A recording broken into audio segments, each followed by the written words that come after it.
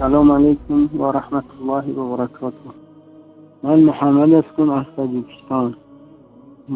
درباره خواندن روش نماز پنجگانه، ما در مقصد تاجیکستان وقتی نماز خواندن بخواهیم که رفع عدن کنیم در نماز همون و پامون با پای برادرامون بچسبونیم صفت در کتفه با کتف و مقصد پاچه همون طبق سنت اگر پاچه بروکمون کلته باشد اگر ما را سلفی گفتد بدبینی میکنند و پایهایشون رو و کتفهایشون رو از تن ما دور میکنند که تا که ما در صف جیج نباشیم و ما رو مقصد در نمونده سلفی و خیل گفتم مذاق میکنن. مقصد ایبر ما دور میشه و بعد ما مقصد میگیم که بعد نماز فرض بود کردن باید که آدم خودش تسبیح بگردونه و دعا کنه و بخیزه سنت شبت بخونه یا که در خونش بخونه او مقصد کاری او همه که انا شما سنتتون نمیخونین، انا شما چی با دعا نمیکنین، مقصد شما یکم گروه شدیسین شما فید نمیخواهین در بین ما. اما خیلی گپوی مقصد بسیار دقیق بچه میگن ما را مقصد در همه جا سلفی نمو کرده مقصد بدنو میکنند. ما اما میخواهیم که ما طبق سنت رسول اکرم صلی الله علیه وسلم نماز بگذاریم و به حضور دل نمازهای خودمون را ادا کنیم. ما با همه برادران اهل سنت برادر هستیم. ما نه سلفی، ما سلفی چیه نمیدونیم که ما را همچنان سلفی نمو کردن و ما را مقصد ای معرکه گویا که دور کردن دیگه گپی ما را حتی گوش هم نمیکنن که حتی او گپ نزد که او عقیدت و ایران میکنه ترا میکنه سلفی. هرچی که ما میگیم که برادر تو پوچت کلته کن از بجیلک پود و در صف نماز باید با یکدیگر زیج باشیم.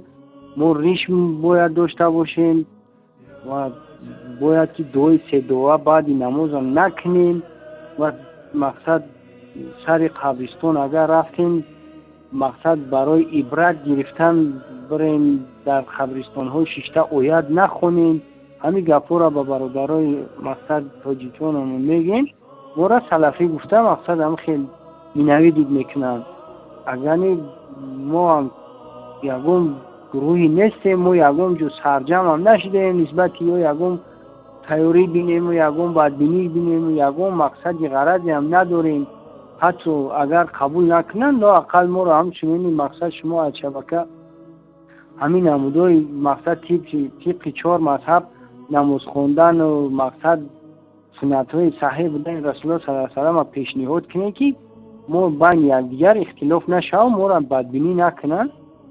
ما مقصد برادر یکدیگر هستیم، همه در یک صفیم. ما الله یکه و یگانه را پرستش میکنیم و هر چی که بخواهیم ای الله میخواهیم.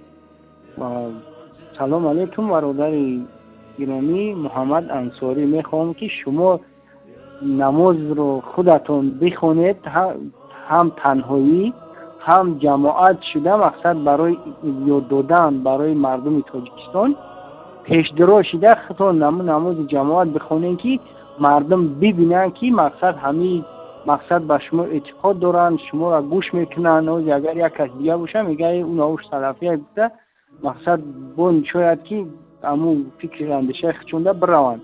شما خودتون پیش بدروین و برادرای دیگه از قفوتون مقصد یک نماز جماعت مقصد بخونین برای سنت رسول الله صلی الله علیه و سلم و در شبکه پیشنهاد کنین هر یک مقصد یک شبونه روز ده یک وقتی معین ده مقصد نه دیر نه بر وقت شبونه ده ساعتهای مقصد تقریبا 9 مردم از کار میوین در گرد تلویزیون میشینن شیشته هم را تماشا کنن و بدبینی یک دیگر را کم کنن و خیلی. سلام علیکم و رحمت الله و برکاته. برادر محمد انصاری، ممنون عزیزم محمد.